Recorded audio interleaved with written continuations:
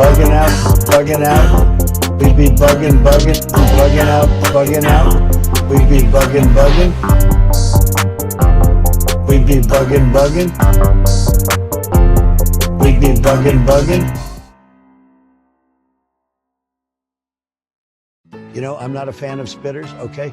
Especially women, Trump men in general, not fans of spitters. Let's just say that on Trump's coat of arms is a little birdie called a swallow, okay? That's what they call those shields, you know, from the olden days. Each family name, you know, has its own shield.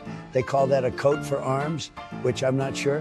Why don't they just call it a jacket, you know? That's really a coat for arms, or coat of arms, or coat with arms. But anyway, ours, the Trump coat of arms, has a giant rooster, a big giant cock, they call it.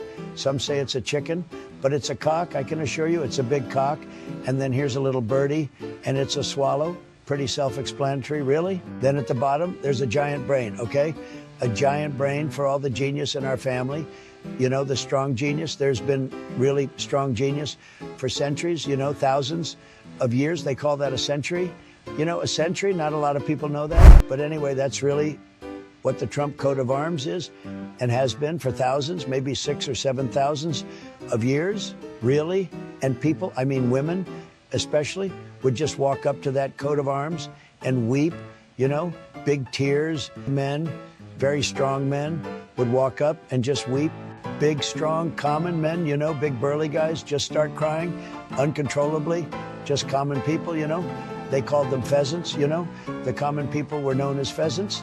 And they'd walk up to the Trump Castle walls, see our coat of arms, and just weep at its beauty. And this was sometime in the mid-ages. You know, they call it the Middle Ages, like around the 10th century, the mid-ages, midlife ages.